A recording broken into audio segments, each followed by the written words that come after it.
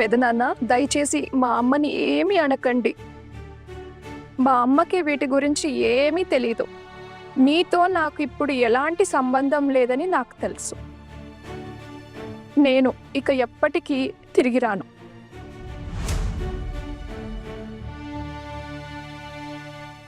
మా అమ్మని జాగ్రత్తగా చూసుకోండి. నేను నా తల్లి కోసం ఏమీ చేయలేకపోయాను. ఇక్కడికి రాకపోతే మరి ఎక్కడికి వెళ్తావు? నీకు ఇంకా అనిపిస్తుందా ఇంత జరిగా కూడా మీ అత్తగారింట్లో నిన్ను యాక్సెప్ట్ చేస్తారని? అన్నయ్య, అత్తగారింటి సంగతి తెలియదు, కానీ నా పుట్టింట్లో కూడా ఎవ్వరూ నన్ను స్వీకరించరని మాత్రం నాకు తెలుసు. ఏం చేయాలో నేను చూస్తాను. అరే, మాటలు ఎందుకంట తిప్పి తిప్పి మాట్లాడుతున్నావు? నేరుగా నీ తప్పు ఒప్పుకోవచ్చు కదా.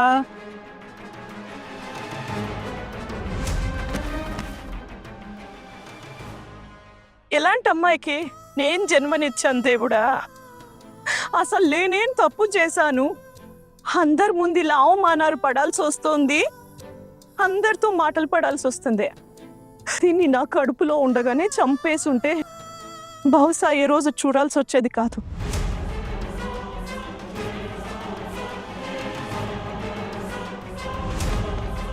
నిజం చెప్పావమ్మా. నువ్వు నన్ను కడుపులోనే చంపేసుంటే ఈ రోజు నువ్వు ఇవన్నీ పడాల్సి వచ్చేది కాదు.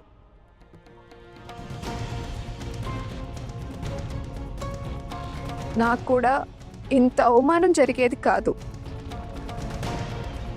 నీకేం అవమానం? అందరికీ సరదా కదా నీ గురించి తప్పుగా మాట్లాడటం. ఇక్కడ నీ శత్రువులు ఎవరూ లేరు.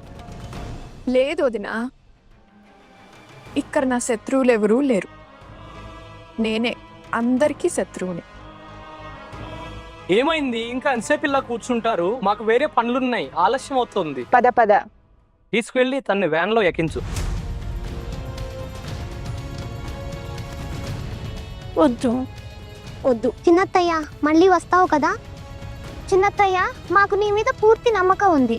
ఎవరు ఏమనుకున్నా సరే నువ్వెప్పుడు తప్పు చేయవు. నువ్వు త్వరగా వచ్చే అత్తయ్య, నీ కోసం మేము ఎదురు చూస్తుంటాము. నేను వస్తాను. అమ్మా, టైంకు తిను ప్లీజ్. మందు టైంకి వేసుకో. నా గురించి అంతగా ఆలోచించాల్సిన అవసరం లేదు హనా. నీ సంగతి చూసుకో. నువ్వు జైలు నుండి ఎలా బయటపడతావో దాని గురించి ఆలోచించు. ఎందుకంటే నీకోసం లాయర్ని పెట్టడానికి నా దగ్గర చిల్లిగవ్వ కూడా లేదు. ఇప్పుడు ఏం చేయాలన్నా నువ్వే చేసుకోవాలి. ఇంకా ఒకవేళ నువ్వు నిజంగానే నీ అత్తగారిని చంపడానికి ప్రయత్నించుంటే, అహానా, నీకు కఠినమైన శిక్ష పడాలని నేను కూడా కోరుకుంటున్నాను. అవును, ఇదే మిగిలింది. నా కొడుకు నన్ను వదిలిపెట్టిపోయే రోజున చూడ్డమే కదా. ఏం మాట్లాడుతున్నావు పాల్టు? వదినా, నిజంగా నాకేమనిపిస్తుందంటే బహుశా వీళ్ళిద్దరికీ ముందరుండే వేరే ప్లాన్ ఉంది. అత్తయ్య, చిన్న విడిపోతే, ఒకవేళ నేను అలాంటి కొడుకుని కని ఉంటే అప్పుడు వాడిని నా శవం కూడా చూడనివ్వకండి. గుర్తుంచుకో ఠాకూర్జీ. నేను మిమ్మల్ని గాని ఈ ఇంటిని గాని వదిలి వెళ్తానని ఎప్పుడు చెప్పాను? అమ్మ, అర్థం చేసుకోవడానికి ప్రయత్నించు. అహానా నా భార్య, తన పట్ల కూడా నాకు బాధ్యతలు ఉంటాయి కదా, అవి కూడా నేను నెరవేర్చాలి కదా. భార్య నీకు చాలా ముఖ్యంగా అనిపిస్తోంది చిన్న. అమ్మా, తను నా భార్య మాత్రమే కాదు, నీ కోడలు కూడా. మీరే కదా తనతో నా సంబంధం కుదిర్చారు. అగ్ని సాక్షిగా నేను అహానాతో 7 అడుగులు వేశాను. అమ్మా, బొమ్మలాట కాదు, ప్రతి చిన్న విషయానికి బంధం తెంచుకొని వదిలేయడానికి. చిన్న, ఆ అమ్మాయి మీ అమ్మని చంపడానికి ప్రయత్నించింది, అర్థం చేసుకో. ఇప్పుడు నువ్వు తనకు తోడుగా నిలబడాలని అంటున్నావు. కొంచెం ఆలోచించు. ఈ లోకం నీ మీద ఉమ్మేస్తుంది. పోల్టు అన్నయ్య, ఇప్పటికీ ఏమీ రుజువు కాలేదు. అందుకే అహానా నిర్దోషి. ఒక్కసారి అమ్మాయిని రానివ్వండి, మళ్ళీ తనని ఇంటి బయట అడుగు పెట్టనివ్వకుండా చేస్తా. అరే, నేను చటర్జీ కుటుంబానికి చెందిన అమ్మాయిని. నాతోనే ఆటలా? నేను కూడా మా నాన్న కూతుర్ని. మనసులో ఏముందో దాని చాడ కూడా కలలో కనపడనివ్వను. ఆ అమ్మాయిని ఇక్కడ ఉండమని ఒక్కసారి కూడా అడగను. కానీ ఎలాంటి ప్లాన్ వేస్తానంటే తను ఇక్కడి నుంచి వెళ్లకుండా చేస్తాను. తను వెళ్ళిపోయిన తర్వాత నా ఇల్లు ఖాళీగా ఉంది. తనని ఇక్కడికి తిరిగి తీసుకొచ్చే వరకు నిద్రపోను. ఎవరు ఎన్ని చెప్పినా ఎన్ని చేసినా సరే. అమ్మా, ఏమైనా మాట్లాడమ్మా. అలా మౌనంగా ఉంటావేంటి? చెప్పు. అహానా పట్ల నా బాధ్యతల నుండి మేం తప్పుకోవాలా? చిన్న, పోలీసులను పిలిచాం కదా, పోలీసులు వచ్చి విచారణ చేసి ఎవరు నేరస్తులు ఎవరు కాదో చెప్తారు. ఒకవేళ పోలీసులు ఆ అమ్మాయి నిర్దోషి అని చెబితే అప్పుడు తను ఈ ఇంట్లోనే ఉండొచ్చు. నాకు ఎలాంటి అభ్యంతరం లేదు. కానీ ఒక విషయం చిన్న, ఈ నేరం ఎవరు చేసినా వాళ్ళు ఖచ్చితంగా జైలుకెళ్తారు. ఏమంటారు? అవును వదినా. అమ్మా, నాకు అస్సలు నచ్చలేదు. దీనికన్నా నేను పెళ్లి చేసుకోకుండా ఉండాల్సిందే. తనని పెళ్లి చేసుకున్నప్పటి నుండి తన జీవితంలో కష్టాలే కష్టాలు. చేసిన దానికి భరించాలి. ఎవరైనా ఎవరినైనా చంపడానికి ప్లాన్ చేస్తే ఇలాగే జరుగుతుంది కదా. నీ భార్య కాబట్టి హత్యా నేరానికి కూడా క్షమించేస్తావా?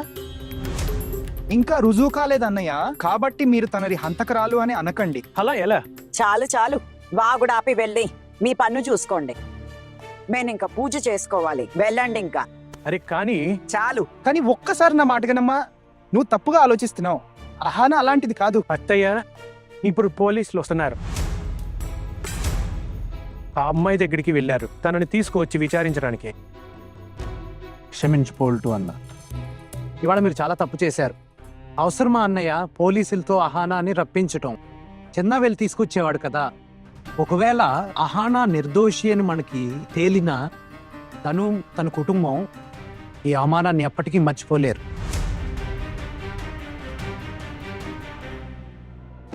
చూడు తమ్ముడు, నేను పోలీసులకు ఆర్డర్ ఇవ్వలేదు. పోలీసులు ఏం చేశారో వాళ్ళకు అనిపించింది చేశారు. నటించకు. నా దగ్గర సమాచారం ఉంది. అలా చేయమని పోలీసులకి నువ్వే చెప్పావు.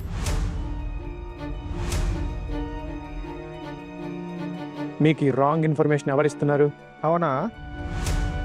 అహానా గురించి తప్పుడు సమాచారం వెళ్తున్నప్పుడు మీకేం అనిపించలేదా అన్నయ్య? నీ దగ్గరకు వచ్చేసరికి బాధగా ఉందా? చిన్న, నువ్వు పెద్ద హీరో అనుకుంటున్నావా? ఒక రాత్రికే ఇంత ప్రభావమా? తప్పుకు వ్యతిరేకంగా గొంతు ఎత్తడం మనిషి బాధ్యత పెద్దమ్మా. ఈ బాధ్యత నెరవేర్చడానికి నేను ఇంతకుముందు భయపడేవాడిని. కానీ ఈ రోజు నేను అహానాకు తోడుగా నిలబడకపోతే అది పెద్ద తప్పు. తనకి అన్యాయం జరుగుతుంది. అమ్మ నాకు దైవం, అహానా నా సహధర్మచారిణి. అహానాకు అన్యాయం జరుగుతుంటే నేను చూస్తూ ఊరుకోను. వచ్చాడయ్యా సహధర్మచారి, బాధ్యత నెరవేర్చేవాడు. నన్నెవరూ ఇలా చూసుకోలేదు. వచ్చాడు తన పెళ్ళాన్ని కాపాడటానికి. ఎలా కాపాడతాడో చూస్తాను. నేను ముసలిదాన్ని, నన్నెవరూ అనుమానించరు. ఆ అమ్మాయిని అందరూ అనుమానిస్తారు.